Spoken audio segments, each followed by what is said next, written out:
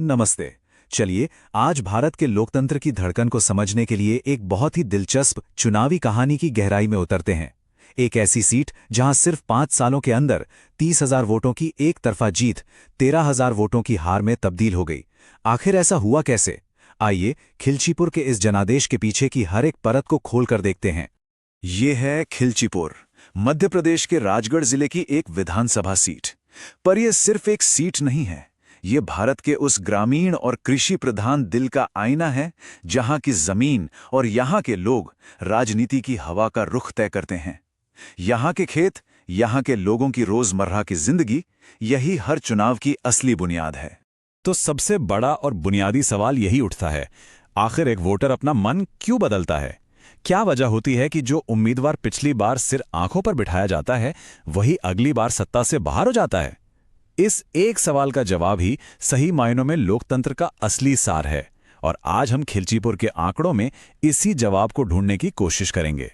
इस पूरी पड़ताल को समझने के लिए हमने इसे 5 हिस्सों में बांटा है।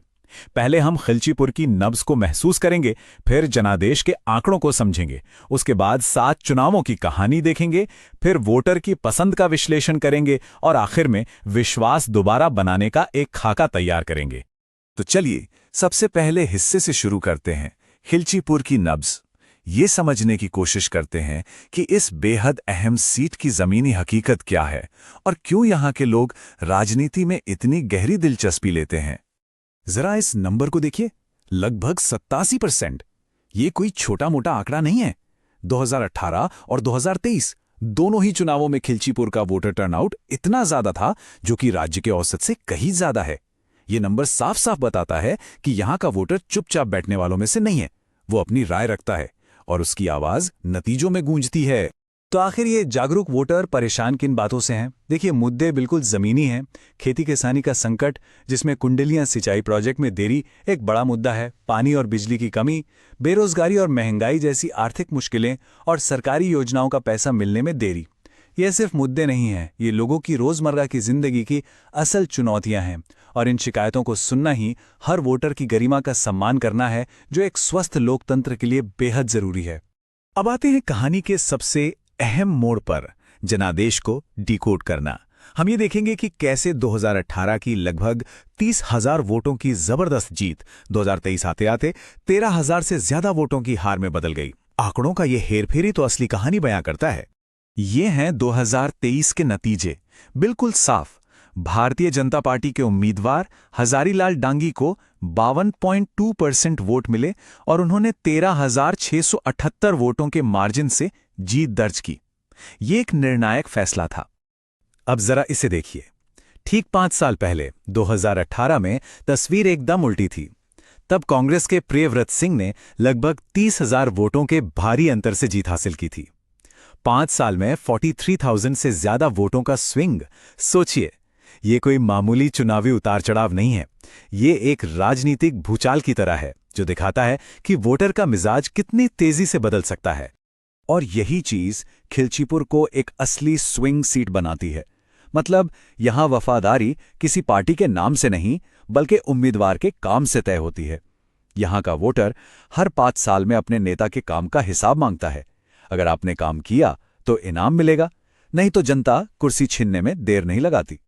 इस बड़े बदलाव को और बेहतर ढंग से समझने के लिए हमें थोड़ा पीछे इतिहास में झांकना होगा। चलिए पिछले 7 चुनावों की कहानी पर नजर डालते हैं, ताकि मौजूदा नतीजों के पीछे छिपे पैटर्न को पकड़ा जा सके। याद रखिए, राजनीति में कुछ भी अचानक नहीं होता। हर फैसले की जड़ें अतीत में होती हैं। ये टाइमलाइन देखिए, ये खिलचीपुर की राजनीतिक धड़कन की तरह है। 2003 और 2008 में कांग्रेस जीती, 2013 में भाजपा, 2018 में फिर कांग्रेस की वापसी हुई और 2023 में एक बार फिर बीजेपी। ये एक पेंडुलम जैसा है, जो हर चुनाव में एक पाले से दूसरे पाले की तरफ झूलता रहता है। तो इस पूरे इतिहास से 3 बड़ी बातें निकल कर आती हैं। पहली, इनकम्बेंसी पेनाल्टी, मतलब सत्ता में बैठे विधायक या पार्टी को हराने का ट्रेंड।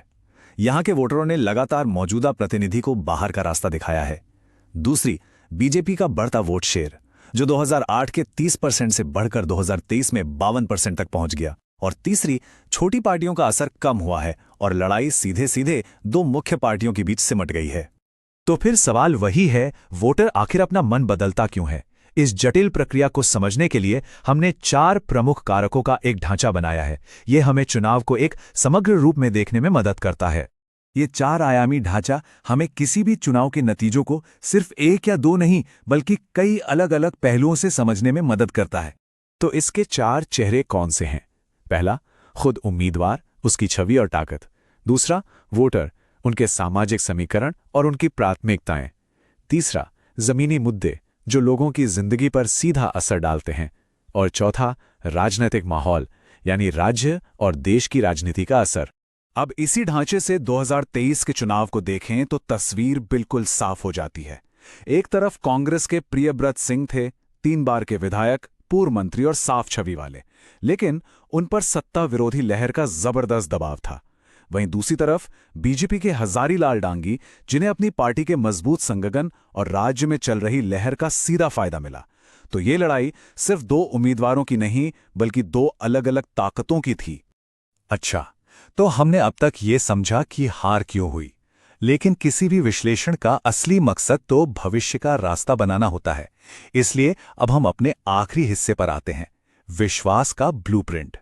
ये सिर्फ विश्लेषण नहीं, बल्कि शासन और लोगों से दोबारा जुड़ने की एक ठोस रणनीति है। और इस जुड़ाव की नींव भरोसे पे टिकी होती है, जिसमें हर नागरिक की निजता और सहमति का सम्मान करना आज के डिजिटल दौर में सबसे जरूरी है। और इस रास्ते की नींव चाणक्य की एक बहुत पुरानी लेकिन आज भी उतनी ही सच्ची बात पर टिकी है। आप भीड़ खरीद सकते हैं, शोर किराए पर ले सकते हैं, लेकिन अगर आपको जीत चाहिए तो विश्वास अर्जित करना होगा। दिखावे की राजनीति और जमीनी काम के बीच का यही फर्क है। विश्वास कमाया जाता है, खरीदा नहीं जा सकता। तो विश्वास दोबारा हासिल करने की ये रणनीति इन 5 स्तंभों पर खड़ी है। पहला, जमीनी संगठन को नए सिरे से खड़ा करना। दूसरा, सिर्फ और सिर्फ जनता के मुद्दों पर केंद्रित अभियान चलाना। तीसरा, खास गारंटियों के साथ अलग अलग वोटर समूहों तक पहुंचना। चौथा, उम्मीदवार की छवि को एक काम करने वाले नेता के तौर पर दोबारा स्थापित करना। और पांचवा, वोट बंटवारे को रोकने के लिए हर समुदाय तक पहुंच बनाना। तो आखिर में सवाल यही है, क्या भरोसा वापस जीतना सिर्फ नए वादों का खेल है, या फिर शासन की एक नई व्यवस्था बनाने की जरूरत है? इस सवाल का जवाब ही सही मायने में नेतृत्व की परिभाषा तय करता है। और अगर आप भी एक जन केंद्रित नेता बनकर वादों से आगे बढ़कर अपने क्षेत्र के लिए एक नई व्यवस्था बनाना चाहते हैं, तो blueprintstrategies.ai से जुड़ें। हमें mgr@blueprintstrategies.ai पर लिखें या 08042041602 पर कॉल करें। हमारा लक्ष्य है राजनीति से परे एक उद्देश्य।